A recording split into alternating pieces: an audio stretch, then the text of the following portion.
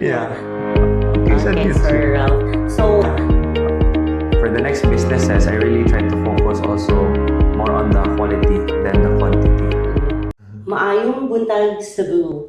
Welcome back to Learn Business, the podcast that takes you behind the counter and into the boardrooms of the most inspiring entrepreneurs right here in Cebu.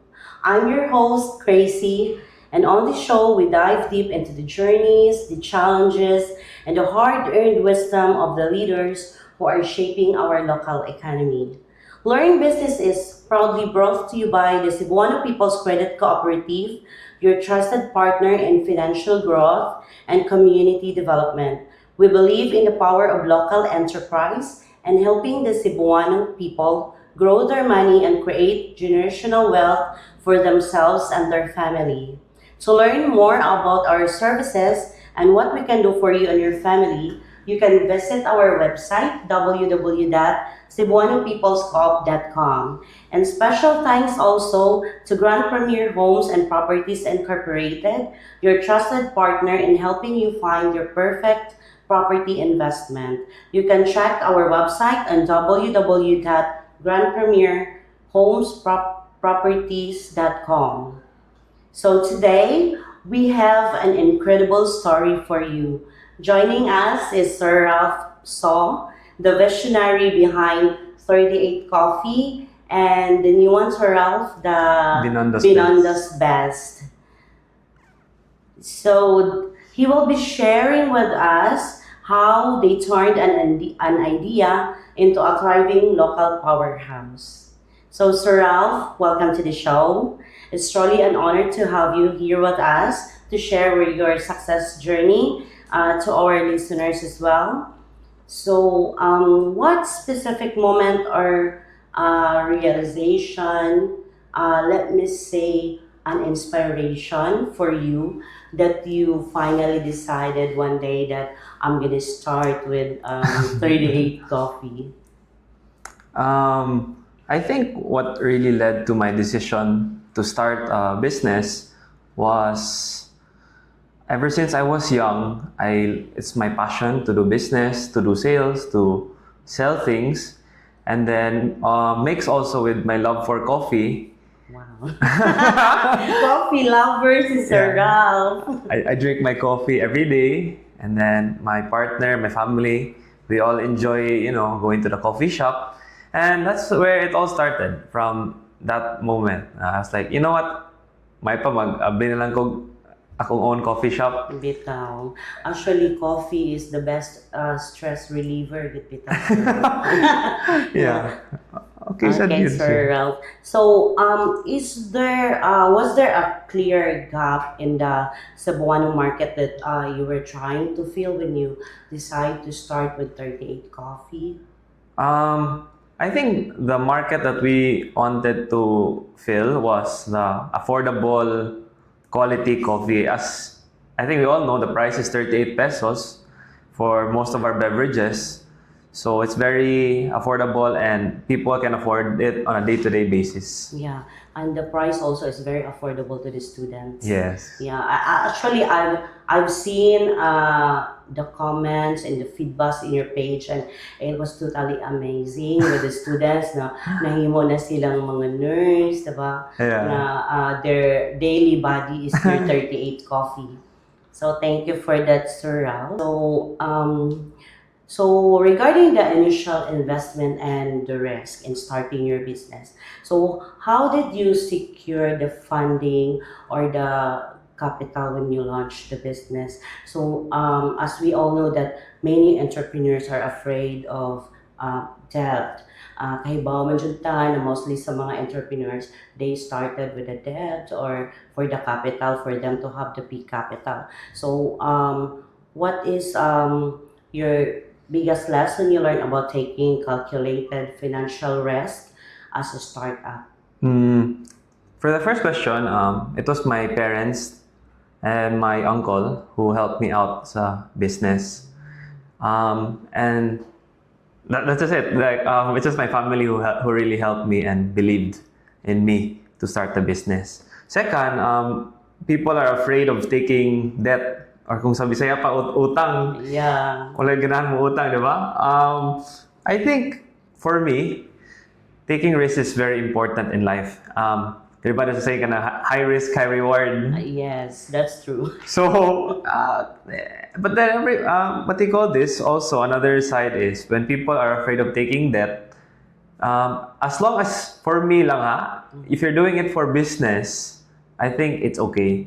Dili kay mingon ka nga mutang ka to buy Yes. the new iPhone, kana mingon Your gyud. wants. Dili na pwede. But if you're taking debt to open a business or like that, then I think if it's calculated, then kana pwede na siya.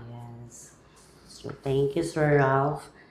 So thinking back on the first year of 38 Coffee, so is there a significant mistake or a major obstacle that you encountered along the way? And what crucial or lasting lesson did it teach you about running a business here in Cebu? I think for me, the biggest mistake was, I think when we had a franchise, I think I should have focused on the quality of all the branches first before expanding more and more. I think that's what I learned. And then the effect now is, now that I know that, for the next businesses, I really try to focus also more on the quality than the quantity. Yeah. So it's true, good know nga. So quality versus the quantity. Yes. So that your customers will keep coming back. Yes. And then I can prove it also. I have tasted your 38 coffee and it's really good. It's really good. The caramel macchiato, my favorite. So the local edge nato, no? How does being a business in Cebu specifically influence your operations, your customer service philosophy, or your overall market strategy? I think for me, because I was born here in Cebu, it's easier for me to do business here. Then also in Operation Sanop Point, because we went nationwide with our brand, I think it was easier because we're in the middle. So we can easily ship our supplies to Luzon or to Mindanao, or also other parts of Visayas. So it's an advantage to be here in Cebu. That's good. Thank you. Are you ready to take your business idea from a dream to reality? The Cebuano People's Credit Cooperative understands the hustle of the local entrepreneur. They offer flexible, low-interest business loans and high-interest time deposits designed specifically for the Cebuano market. Stop dreaming and start building. Visit www.cebuanopeoplescoop.com or search for Cebuano People's Credit Cooperative to learn more about how we can partner in your success. Cebuano People's Credit Cooperative, your success is our cooperative's mission. If you would like to learn about the 38 Coffee and the Binondo's Best, you can also check their website. I think I have only the website for that 38 Coffee, their Facebook page. And then we're gonna post it also in the comment section below for the link for their Facebook page and the website. You can visit it, and then there is a very near place for you to have a coffee in Orgilio. It's right there in corner J Orgilio Street, Orgilio, Cebu City. It's near the Southwestern Hospital. So welcome back to Learn Business. We're back with Sir Ralph. You successfully navigated the startup phase. So we'll talk about growth at this time. So from transition to growth, at what point did the business transition from just surviving to scaling? And what specific system, like the financial, operational, or marketing, did you have to put in place to handle that burst of growth? Okay. So you asked me about how did we grow from surviving to scaling. The main answer to this, franchising. that's when we grew to many branches in a few months. Yeah. For the financial, operational, and the marketing aspect, we really had to balance all the aspects of the business so that it can grow together. Dili man ingon nga mo dako imong like financial side, then imong i-lessen imong marketing. Everything has to go simultaneously together up yun na siya. Should be balanced. Yes, kana balance yun. Okay, thank you for that, Sir Ralph. What is your philosophy on hiring and retaining talent in Cebu? So, what is the one trait you look for to guaranteed someone will be a great fit for the culture at 38 Coffee? I think it's not really more of a philosophy or, having the main intention of hiring or retaining talent, but I think it's just to treat the person as a person and an individual of their own. Like human to human, regardless if they're your employee, they're still people man. So kana mo ganan siya nga we treat people like how we would treat a CEO is how you treat a janitor is all the same. And then the second is what trait I usually look for a person who is trainable or teachable. Lisod ba na ang kanang pinaka the best, pinaka bright pero dili day maminaw. So kana mao gyud na siya. Ako fine. Ako ba, nakasmile ko, Sir Ralph, with your philosophy in life. So, I can foresee why you are growing because you are treating your employees fairly. So, that's the best. I think that's the best philosophy in life. Yes. Mo dyan ay pinaka-importante so your employees will stay with you. Yeah. And mulaban dyan sa company.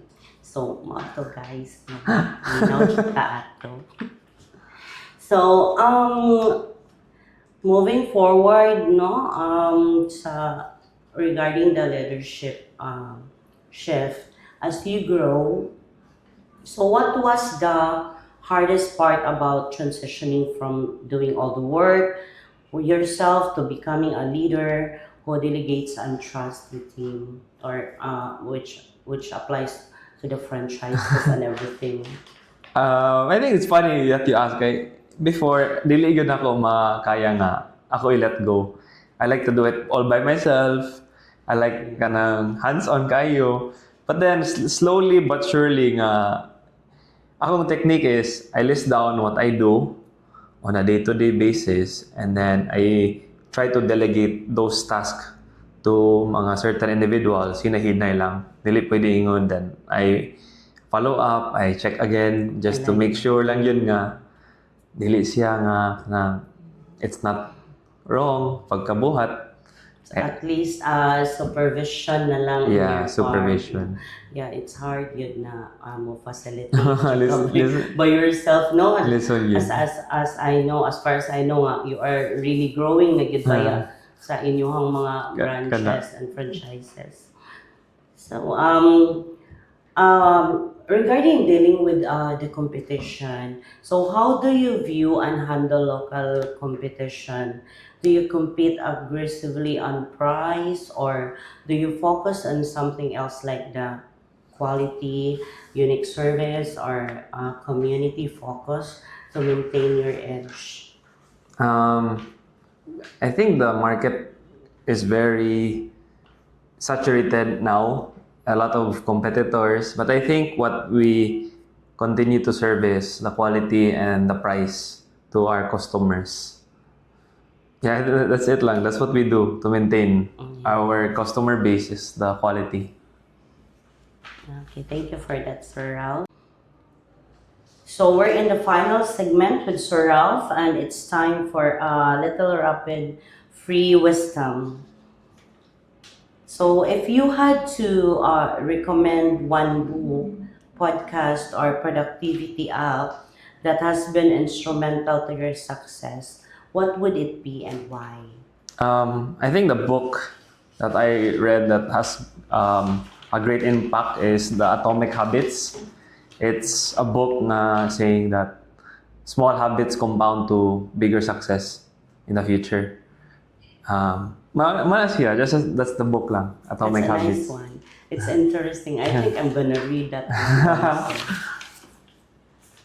So, what is the most important lesson you've learned about managing business cash flow, the difference between revenue and profit as a growing Cebuano enterprise?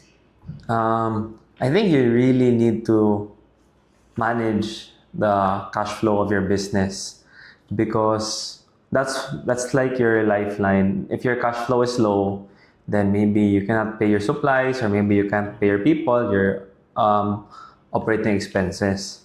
So you have to really track how much is coming in so that you will know how much you can put out. Yes. And then for revenue and for profit, I can make, let's just say, 1 million in revenue, but my expenses are also 1 million. Therefore, 1 million minus 1 million, my profit is just zero. So I think it's more about the profit and how much you can really take home compared to how big of a revenue that you can get in. But then, of course, it has to go hand in hand because to make more income, you really need to have a higher revenue with a higher profit margin also.